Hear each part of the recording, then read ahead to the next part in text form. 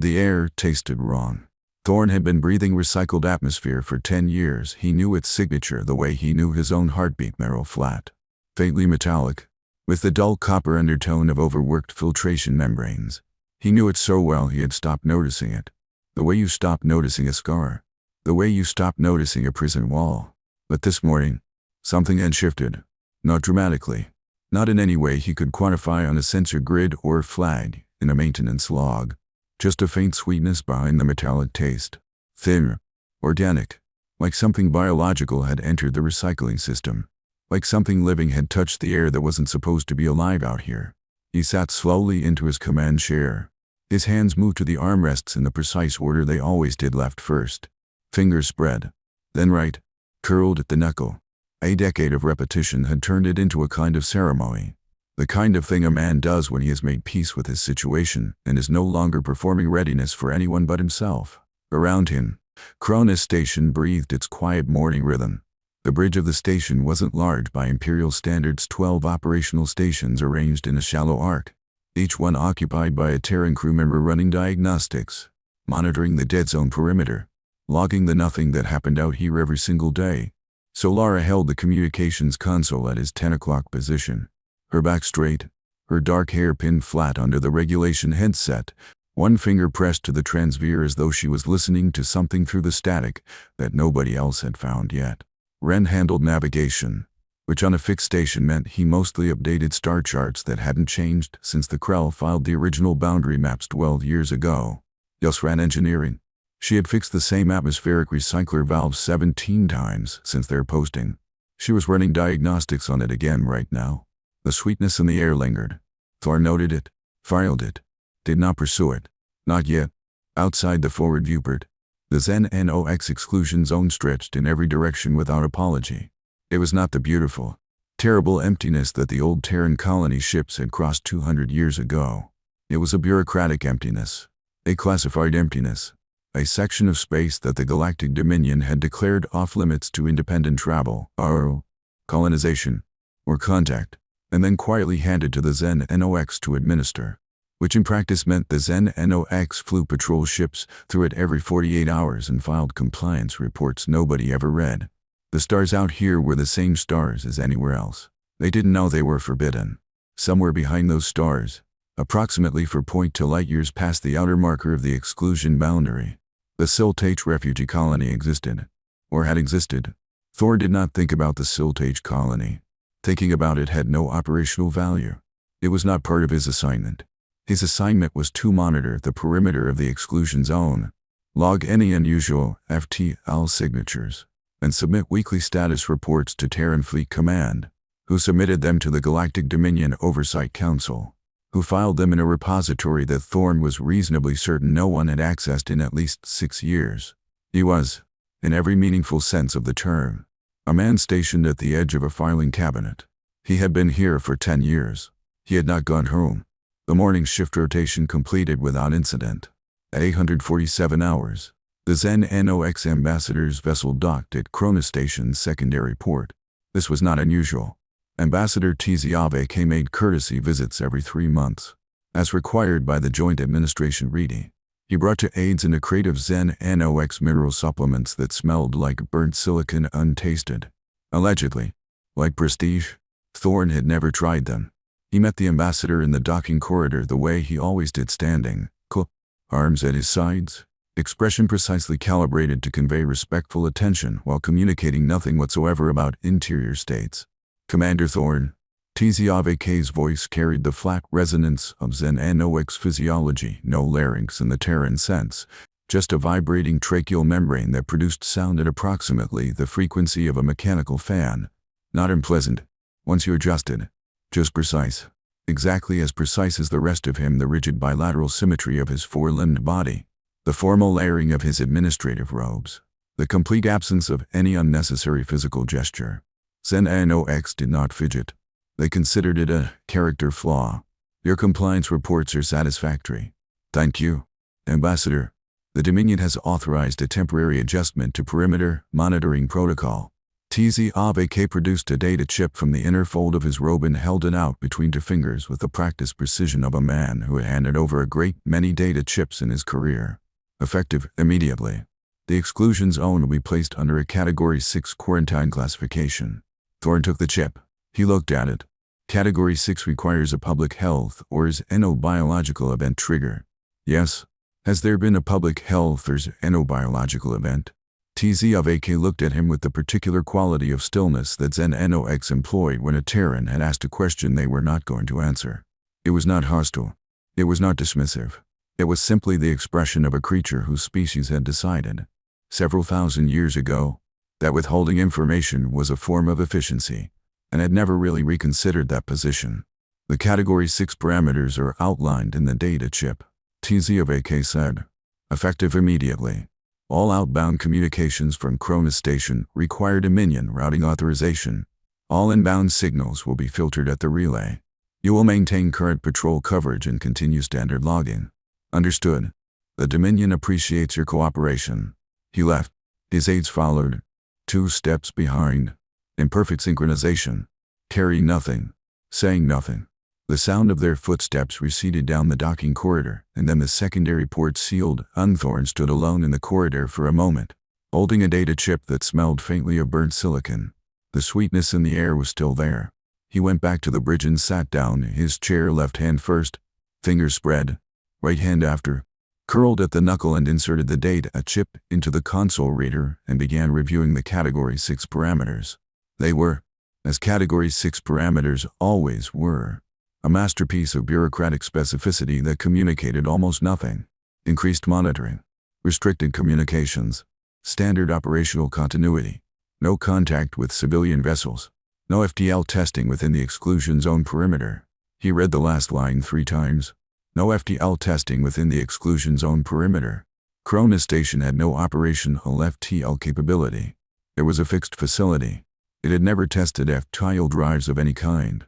There was no conceivable reason for that restriction to appear in their quarantine parameters unless someone knew that FTL drives were going to be tested near the exclusion zone perimeter. Unless someone knew something was coming. Unless someone was trying to stop something they couldn't yet name. Thorn closed the data chip file. He pulled up his morning log and entered Category 6 quarantine protocol received. 851 hours. Implementing as directed.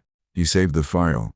He checked the atmospheric recycler reading still nominal, though the filter efficiency had dropped another 0.3% overnight, which meant Yas would need to order replacement membranes from the next supply run. The air still tasted wrong. He noted that too. So Lara found the signal at 11:43 hours. She found it because she was doing the things she always did during the long stretches of nothing running spectral analysis on background radio frequencies that had no operational relevance whatsoever. Cataloging the natural electromagnetic noise of a section of space that the Dominion had classified dead and intended to keep that way. It was not an approved monitoring activity. It was, technically, the kind of signal phishing that the new Category 6 parameters might be construed to prohibit. But Solara had been doing it for 3 years, and nobody had told her to stop. So she kept doing it. The way you keep doing a thing that nobody has explicitly forbidden because the act of forbidding it would require acknowledging it exists. She sat up straighter. Then she pulled the headset from her ear and held it out toward Thorn without turning around, which was her way of communicating, you need to hear this right now, and I don't want anyone else to know I'm telling you. Thorn crossed the bridge in for steps and took the headset and pressed it to his ear. 43 seconds. That was the duration of the transmission. He listened to it once. He listened to it again, because the first time he'd been processing the sound of it rather than the content. The way you do when the thing you're hearing refuses to fit into the category your brain has prepared for it. The signal was old, not degraded exactly, but carrying the acoustic signature of something that had been compressed and stored and decompressed across very long distances and considerable time. The voice was Sylth H, not a translation raw Sylth H, the original language, the one that rose and fell in 3-tone harmonic clusters that human voices couldn't replicate. But underneath it, barely audible, the kind of thing you'd miss if you weren't specifically listening for it, was a Terran frequency watermark, a Terran identification signature, embedded in a Sylth H distress call. When did this come in? Thorn asked, very quietly. I can't tell. Solara's voice matched his exactly flat, below the hearing threshold of the other stations. It's not time-stamped at our arrival. It came through the background noise on the KBN, not the main receiver. It would have been filtered out automatically by the standard scan. I only caught it because I was running the secondary spectral sweep. Translation. She handed him a data pad. The translation was to paragraphs. Thor read them once. He did not read them again. The content was not the kind of content that became more useful or more bearable on repetition. It described a colony of approximately 31,000 Sylth refugees in the outer displacement zone, a region so far inside the exclusion boundary that Dominion patrol vessels had never been authorized to enter it. It described conditions that Thorne's years of operational service had trained him to categorize under several different administrative headings, none of which changed what they actually were. It described the systematic removal of the colony's basic life support resources over a period of what appeared to be several years. It described children. It described a population with nowhere left to move. And at the end, in a voice that had clearly been recorded, and then recorded over and then recorded again, until whoever was speaking had found the exact words they could survive saying, it described 43 seconds of silence that they were sending into the dark because they had nothing left to send but the fact of their existence. It was not a request. It was not a demand. It was not an ultimatum. It was just a voice saying, "We are here." Thorne set the data pad on the console. "The ZenNOx ambassador arrived this morning," he said, still very quietly. "Category 6 quarantine. Communication filtering. No FDL testing." Solara said nothing. She understood the architecture of what he was describing. She had been at Cronus Station for 7 years, and she had not spent those years failing to notice things. Rooted through the maintenance log, Thorne said, "File it as an atmospheric frequency anomaly. Don't reference the Sylth watermark. Don't reference the translation. And the signal itself, archive it. Full compression. Tertiary storage. Non-standard directory." He paused. "Make sure it's the kind of archive that survives a hard reset." She nodded once. She nodded once. The way Solara always nodded, a precise, minimal downward movement of her head that communicated agreement, understanding, and an absolute refusal to ask unnecessary questions all at the same time. Thorne had worked with people who required reassurance that their understanding was correct. Solara was not one of those people. It was the thing he valued most about her, and, on days like today, the thing that cost the most. He returned to his command chair. He sat down in the precise order, left hand first, fingers spread, right hand after, curled at the knuckle. He pulled up the FDL testing logs. The logs were administrative records, routine documentation of maintenance scheduling, doctor calibration cycles, and fuel efficiency benchmarks from Terran fleet vessels that periodically passed through the outer monitoring corridor. Thorne updated them every 2 weeks regardless of whether there was anything to update. It was the kind of task that looked, from the outside, like a man filling time, aim and managing boredom through the performance of procedural compliance. There was nothing in his posture to suggest otherwise.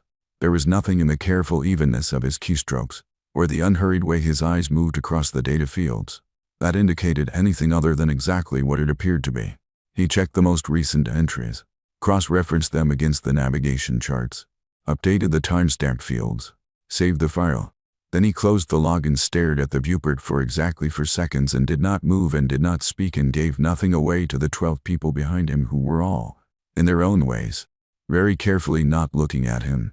He had been waiting for something for 10 years. He was not yet certain this was it, but the air still tasted wrong. And now he knew why. The Krell arrived at 1600 hours without a scheduled appointment, which was the Krell's way of communicating urgency. There were 2 of them. Which was the Krell's way of communicating this was not a social visit. Ambassador Verkay and a junior attaché whose name Thorne had encountered in 3 previous diplomatic exchanges and still could not retain. Not because he lacked the capacity, but because the attaché consistently gave the impression of being a note-taking function that had learned to walk. They docked at the primary port, which required Thorne to meet them in the main conference module, which required clearing the module of the 3 junior crew members who had been using it to eat lunch, which they vacated quickly, taking their food with them, one of them managing the specific kind of careful non-expression that people deploy when they know something significant is happening and are determined to demonstrate they have not noticed. Verkay settled into the chair across from Thorne with the deliberate physical economy of the Krell 6-limbed, with fur used for locomotion and to form manipulation, each movement measured and placed with the kind of precision that made human body language look frankly approximate by comparison. His compound eyes tracked across the room in a brief, comprehensive sweep that logged every physical detail of the space and approximately the time it took Thorn to pull out a chair. "Commander Thorn," the attaché spoke. "Not for K." The Krell used junior functionaries for routine speech and reserved the senior diplomat for statements of significance, which was a system that Thorn had found elegant the first time he encountered it and mildly theatrical every time since. "Ambassador Verkay extends formal greetings on behalf of the Krell Directorate." "Appreciated," Thorn said. "To what do we owe the visit?" The attaché consulted a data pad. The Krell Directorate has become aware of the Category 6 quarantine classification enacted by the Zen NOx this morning. The Directorate notes that Cronus Station has historically served as a neutral monitoring facility under joint Terran-Krell administration. The quarantine parameters, as filed, appear to restrict communications in a manner that affects Directorate access to station telemetry. That's correct. The Directorate wishes to understand whether Commander Thorn has received any communications or signals of an unusual nature in the preceding 24 hours that might explain the quarantine declaration. The question landed precisely where it was aimed. Thorn looked at Vorkay's compound eyes, which were looking back at him with the particular quality of alien attention that he had spent 3 years learning to read, not searching. Not accusatory, but simply open. The way you leave a door open when you want something to walk through it on its own. "Nothing beyond standard background noise," Thorn said. "Atmospheric frequency variance in the K band, filed as anomalous. Non-priority." For K was silent for a moment. Then he spoke, for the first time, in the formal registry that the Krell reserved for statements of diplomatic weight. His voice was lower than his attaché's, carrying the harmonic resonance of the Krell's dual-cavity vocal structure, a sound like two instruments playing the same note from slightly different distances. "Commander, the FDL drives on the ships in question have been running continuously for a period exceeding 10 years. The Terran engineering specifications for those drives projected a maximum continuous operation window of 18 months. Thorn kept his face entirely still. Nobody thought the Terran drives could sustain that. Forkay continued. He paused with the precision of a man pausing for strategic rather than respiratory reasons. They were wrong. The silence in the conference room was the specific kind that forms when two people are communicating a great deal by saying almost nothing and are both aware of the fragility of the arrangement. "I appreciate the Directorate's concern about the telemetry access," Thorn said. "I'll flag the restriction to Fleet Command in my next scheduled report." Borke looked at him for 3 seconds.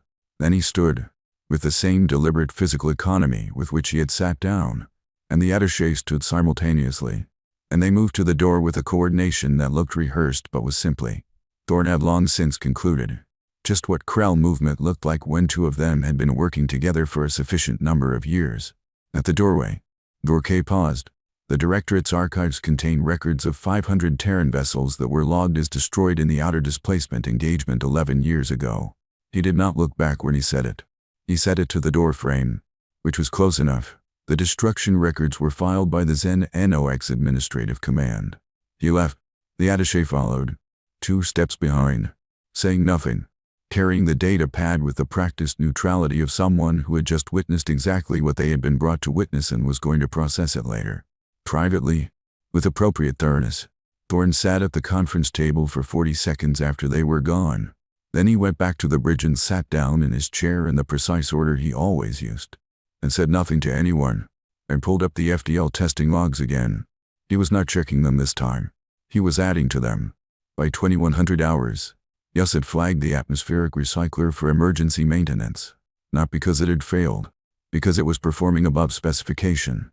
The filter efficiency, which had been declining in a steady 0.3% daily degradation slope for the past 8 months, had reversed overnight. It was now running at 98.7% efficiency, which was 11 points above its rated capacity and a physical impossibility given its age, its maintenance history, and the basic thermodynamics of overworked filtration membrane systems. She brought this to Thorn's attention by walking to his station. Setting a printed diagnostic sheet on his console, Yas was one of the 3 people on the crew who still printed things, a habit she defended on the grounds that physical paper couldn't be remotely accessed or selectively filtered by Dominion communication protocols, and saying, with the particular flatness of an engineer reporting a data point that contradicts the model the air recycler is healing itself. "That's not possible," Thorn said. "That's what I said. And the sensor array? Calibrated this morning. Readings are accurate. She paused. The air out there changed. Commander, something came in from outside. Something that's compatible with our filtration system at a biological level. And I don't know what it is. And I don't know why the ZenNOx slapped a Category 6 quarantine on us the same morning it showed up. And I'm filing it under not my problem until it becomes my problem. She retrieved the printed diagnostic sheet from his console and tucked it under her arm with the brisk efficiency of a woman who had delivered many difficult pieces of information in her career and had learned to remove the physical evidence before someone tried to reclassify it. Night shift in for hours. Anything you need? Not tonight, Thorne said. She left. Solara, without turning from her station, said very quietly she knows. Most of them know something, Thorne said. Knowing something and knowing what to do about it are two different problems. What do we do about it? Thorne looked at the viewport. The exclusion zone stretched out in every direction, dark and precise and classified and quiet. The stars were there. The boundary markers were there. The ZenNOx patrol routes ran their 48-hour loops through the nothing, filing compliance reports nobody read, guarding an emptiness that had always been, in the Dominion's framing, simply empty, except that the air tasted different now. Except that a 43-second transmission had come through the background noise of the KB and except that a Krell ambassador had walked into his conference room and told him that 500 ships logged as destroyed were running drives that should have failed 9 years ago. He reached for the console. He opened the FDL testing logs. He scrolled to the bottom of the current entry. He did not add any new operational data. He simply noted, in the maintenance remarks field, in the flat administrative language that these logs had always used and always would use, the following atmospheric filter efficiency anomaly logged. KB and frequency variance noted. All parameters within operational bounds. He saved the file. Then he closed it. Then he sat back in his chair, left hand on the armrest. Fingers spread. Right hand after. Curled at the knuckle and looked at the stars. And waited for the thing that was already coming to arrive. Outside the viewport. Past the boundary markers, past the ZenNOx patrol routes and the classified coordinates and the administrative declarations of emptiness, something moved through the dark. 43 seconds. Someone had been screaming. And from somewhere in the direction of those screaming, slow and steady and absolutely without authorization, something was answering. The signal came back at 214 hours. Not the same signal. Not the 43-second transmission that Solara had pulled from the KB and background noise the previous morning. This was something different, a structured burst. High compression. Carrying a Terran military encoding that Thorne's console flagged automatically before he was fully awake, before he had crossed the bridge from the sleeping quarters to the command station, before he had done anything except hear the alert tone and move toward it with the particular quality of speed that belongs to people who have been waiting for a specific thing long enough that when it arrives they are already, in some essential way, prepared. Ren had the night watch. He was standing at his station with the expression of a man who had been alone on a bridge when something happened that he did not have the authorization to process. Sir. He stepped back from the console. I don't know what that is. Thorne looked at the screen. The encoding was Terran Fleet Standard. Military grade. High encryption. The kind used for common-level communications between active vessels. Not station to station. Not administrative. Vessel to station. Which meant it had originated from a ship. Which meant there was a Terran fleet ship somewhere in the vicinity of the exclusion zone perimeter. Running active communications. Which there absolutely should not have been. Because the nearest authorized Terran fleet presence was the relay post at Sector 9, which was 2.3 light-years away, which was not the vicinity of anything. He decoded it. The message was 6 words. Cronus. We are on approach. Thorne. That was it. 6 words and a name into silence after that had a different weight than the silences that had preceded it. The way a door has a different weight once someone is standing on the other side of it. He read it again. He pulled up the navigational scan and ran an active sweep of the perimeter corridor, the kind of sweep that the Category 6 parameters technically restricted. The kind of sweep that would appear in the monitoring logs as a standard calibration test if anyone was looking, which at 214 hours on a fixed station in a classified exclusion zone, no one was. The sweep returned 17 contacts, then 31. Then, as the scan radius extended and the processing matrix got up with the volume of what it was finding, the number climbed past 50, past 90, past 140, and kept going, each new contact resolving from background sensor noise into a distinct, individual signature. each one carrying the same encoding class as the message, each one running drives that the diagnostic system flagged immediately as discontinued. The drives on those ships had been out of production for 14 years. They had been standard issue on a specific class of Terran fleet vessel mid-range engagement ships, built for speed over armor, designed for the kind of rapid response operations that the Terran fleet had specialized in before the Dominion treaties restructured the entire operational doctrine. Built tough for Spain, built fast, built to sustain extended independent operations in deep space without resupply. Built, it turned out, to last longer than anyone had projected. The contact count reached 473. Then it held. Then 3 more resolved from the edge of the scan radius, and the counter settled at 476. Then, after a pause of approximately 8 seconds that felt considerably longer, the final 24 contacts appeared simultaneously, as though they had been waiting for the others to arrive before committing. 500 Terran ships, running drives 14 years old, holding position at the outer edge of the exclusion zone in a formation that Thorn recognized with the same part of his brain that recognized the order of his hands on the armrests, a rescue formation.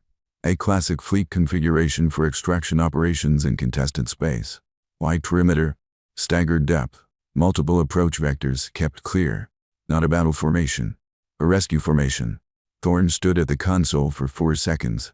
Then he pulled up the communications panel and opened a response channel on the same encoding frequency and typed, using the same economy the original message had used received. Standing by, he sent it. Then he sat down in his chair, left hand first, fingers spread, right hand after, curled at the knuckle, and this time, for the first time in 10 years, the action did not look like a man making peace with his situation. It looked like a man whose vigil had ended. Vorkay arrived on the bridge at 241 hours. He had not been summoned. He had been billeted in the station's secondary guest module since the previous afternoon. Krell diplomatic protocol required overnight accommodation be offered for any visit extending past the evening meal period. And Thorn had offered it because refusing would have required an explanation, and providing it cost nothing except the mild operational inconvenience of having a Krell ambassador on board during a night when Terran ships were emerging from a decade of classified exile to answer an illegal distress signal in a quarantine exclusion zone. Minor inconvenience. Manageable. 4K walked onto the bridge and looked at the navigational display. He stood there for a very long moment. 500? He said. No question. Yes. The Zen NOx destruction records were filed 11 years ago. I reviewed them on the journey here. 4K moved closer to the display, examining the contact signatures with the same comprehensive attention he had given the conference room the previous afternoon. The records indicated that the Terran vessels were lost during an engagement with the Dominion Enforcement Squadron in the outer displacement zone. Hull breaches, doctor failures, total losses. He paused. The records were quite detailed. I imagine they were. Detailed records have a particular quality, 4K said. Specificity functions as credibility. When a destruction record lists specific hull registration numbers and specific cause of loss designations and specific coordinates of wreckage dispersal, it acquires the appearance of fact through accumulation of particulars. He turned from the display and looked at Thorn directly. It is a method the Dominion has employed in administrative contexts before. We have noted it. Thorn said nothing. He was watching the navigational display. The 500 contacts held their formation with the patience of ships that had learned, over 10 years of waiting, that patience was the primary operational requirement. When your crew members are processing significant formation, 4K said, they log records, they update documentation, they perform administrative tasks. He appeared to be choosing his next words with the deliberateness of a creature that did not use words carelessly. When Ambassador TZAVK arrived yesterday and delivered the quarantine parameters, you returned to your station and updated the FTL testing logs. The logs contain no new FTL data. I reviewed them this morning. There was nothing of operational significance in the update. Thorn looked at him. The Krell Directorate initially concluded this was an inefficiency. 4K said, a ritualistic response to stress. Humans, we have observed, perform repetitive tasks when experiencing high uncertainty. They appeared to be a behavioral artifact of emotional dysregulationally. He stopped. His compound eyes carried, in this moment, something that was not an expression in any human sense but was functioning like one, a quality of recalibration, of a model being revised. We were incorrect. You weren't wrong about the repetition, Thorn said. No, but we were wrong about its purpose. 4K looked at the navigational display again. You were not managing stress. You were creating a record. You have been creating records for 10 years. Every log entry, every maintenance note, every administrative update. You were building documentation that could not be remotely deleted. Physical, distributed, redundant. A pause. You were bearing witness. The word landed in the room with the particular quality of words that arrive from an unexpected direction. The archive, Thorne said. Yes, you know about the archive. The Krell Directorate has known about the archive for 7 years. Orkay said. We did not know what you intended to do with it. We believed, given the pattern of your behavior, that you intended to destroy it, to prevent the Dominion from using it as a weapon. He paused again, in the way that Krell paused when they were revising not just a conclusion but the reasoning structure that had produced it. We were, again, incorrect. Thorne looked at the 500 contacts on the navigational display, looked at the formation, looked at the approach vectors kept clear. They're not coming to fight, he said. No, they're coming to broadcast. Yes. 4K turned from the display to look at Thorne directly, with a quality of attention that was different from anything Thorne had seen in 3 years of diplomatic exchanges with this particular ambassador. Something had shifted in it. Something had opened. Commander, the Krell Directorate would like to assist. So Laura, at the communications console, did not turn around. Bareback straight and by Proxima, the Dominion Enforcement Squadron arrived at 618 hours. 11 ships. Heavy class. The kind built for enforcement operations in contested space-wide armor profile. Multiple weapons arrays. Drives rated for sustained combat maneuver. They dropped out of FTL at the outer perimeter and held position, which was the Dominion's way of communicating that they had arrived prepared for negotiation while making clear that negotiation was not their preferred resolution. The commander's transmission came through at 623. Cronus Station. This is Commander High-L of the Dominion Enforcement Squadron 7. You are currently in violation of Category 6 quarantine restrictions. All communications are to cease immediately. All unregistered vessel contacts are to stand down and prepare for boarding inspection. Non-compliance will be treated as an act of aggression against Dominion Administrative Authority. You have 10 minutes. Thorne listened to it. He noted the word aggression. He noted the 10-minute window, which was long enough to comply and short enough to prevent any meaningful counter-organization. He pulled up the archive. The archive was not, in its physical form, impressive. It existed as a compressed data file on a tertiary storage system that Thorne had been building, incrementally, for 9 years. Every log entry, every maintenance record, every administrative update, every communication routed through Cronus Station during a decade of classified exile. And beneath all of that, deeper in the file structure, the source material 30,000 years of Dominion administrative history, obtained through methods that Thorne had not been authorized to use and had used anyway, because authorization had ceased to be the relevant framework at approximately the same moment that 500 ships began running discontinued drives through a classified exclusion zone to answer a 43-second distress cry from a refugee colony that the Dominion had spent 3 years systematically dismantling. Yas walked onto the bridge carrying 2 cups of standard-issue protein ration and set one on the console beside Thorne's station without a word. She had been awake since 300. She had not asked any questions. She set the cup down with the brisk efficiency of a woman who understood that the correct contribution, at this particular moment, was protein ration and silence.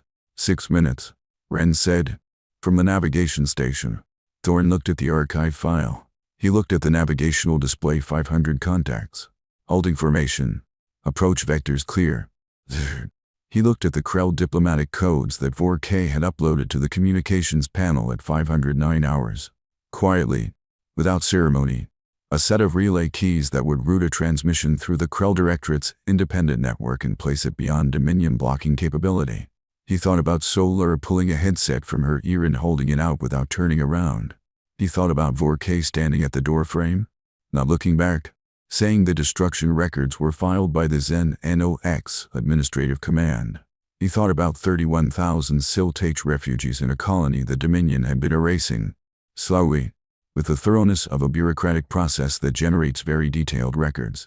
He thought about a child named Kei IV, 7 solar cycles old, who had learned to draw animals in bioluminescent sync from her mother, who had taught art in the refugee colony before the resource restrictions began. who had kept drawing after they began. Because that was the thing you did when you were a child and the dark was coming. You drew what you loved by the light you had left. Thorn reached forward. He hit transmit. The archive played across every relay in the Krell network simultaneously 30,000 years of administrative truth, broadcast at a frequency that the Dominion had no protocol to block, carrying the weight of every record that had ever been filed and every ship that had ever been logged as destroyed and every 43 seconds of silence that had ever been sent into the dark on the chance that something out there was listening. 500 ships moved. Tally 3 millimeters, which was, for Solara, the equivalent of a standing ovation. The Dominion Enforcement Squadron did not fire. This was not. Thorn would later record in the log entry that would become the most accessed document in Terran fleet archives for the next 40 years. Because they were incapable of it. It was because the broadcast reached them at the same moment it reached everything else. The 11 ships of Enforcement Squadron 7 sat at the outer perimeter of the Cronus exclusion zone and received 30,000 years of their own administrative history at the same time as the Krell Directorate, the Zen NOX Administrative Council, for Independent Colonial Systems, and every relay station within broadcast range of the Krell network. Commander Hull did not respond to Cronus Station for 19 minutes. When the response finally came, it was 6 words, which Thorn found appropriate. The 10-minute window has elapsed. And then silence. And then, one by one, the 11 enforcement contacts on the navigational display turned and executed FTL departure burns and were gone. The Sylth rescue operation ran for 11 hours. The 500 ships moved through the exclusion zone in the formation Thorn had recognized from the first can-wide perimeter. Staggered depth, approach vectors clear. The colony's coordinates had been in the archive. The ships knew where to go. 31,000 Sylth refugees boarded Terran vessels through airlocks that the engineering specifications said could not accommodate Sylth physiology and that the crews had, apparently, spent some portion of the past decade modifying to accommodate anyway. Because that was the kind of thing you did when you had 10 years and a destination and nothing to do but prepare. Burke stood at the bridge viewport for most of those 11 hours. He stood the way Krell stood when they were processing something that exceeded their existing categories perfectly still. Compound eyes making the small, repetitive tracking movements that indicated deep cognitive work. The four-limbed body arranged with its habitual precision into a posture that was nonetheless, somehow, different from his usual formal stillness. It was the posture, Thorn thought, of a creature that had arrived at a destination and had not known it was traveling toward. Hour 7, without turning from the viewport, 4K said the documentation. Yes, Thorn said, for 10 years. The logs, the maintenance records, the archive construction. 4K was quiet for a moment. You were not preparing for death. No, you were preparing to be remembered. A pause, to ensure that they would be remembered. He did not specify who they were. He did not need to. This is the thing we did not understand. We observed the behavior and categorized it as ritual, as the human management of mortality anxiety through repetitive action. He paused again. We were measuring the wrong thing. Thorn said nothing. The Krell Directorate has extensive documentation protocols. 4K said. We archive everything. We have archived everything for 6,000 years. We believed we understood documentation. He was quiet for a long moment, watching the ships move through the exclusion zone. We did not understand that documentation could be an act of love. The bridge was very quiet. Yus, at the engineering station, did not look up from her console, but her hand, resting on the edge of the workstation surface, was very still. Hour 11, the last Sylth transport confirmed boarding complete and the 500 ships began their departure burns. One by one, the contacts on the navigational display winking out in sequence, each one carrying its portion of 31,000 people toward coordinates that Thorn did not have clearance to know and did not need to know and would record. Into log, simply as destination confirmed. Per operational parameters. The last contact disappeared from the display at 17:43 hours. The exclusion zone was quiet again. Thorn opened the log. He entered the date. He entered the time. He looked at the blank field below the timestamp and held his hands over the keyboard for a moment. The way you hold your hands when you are trying to decide what the correct words are for something that does not have correct words. And then he typed, in the plain administrative language that the log had always used, rescue operation complete. All contacts departed. Station systems nominal. The distress beacon has been received and archived. Broadcast complete. He paused. He added one line we heard. We answered. He saved the file. Outside the viewport, the exclusion zone held its classified silence. The boundary markers blinked their routine confirmations. The stars were the same stars they had always been. The Zen and X patrol routes would resume their 48-hour loops in approximately 6 hours, filing compliance reports on an emptiness that was, for the first time in a very long time, actually empty.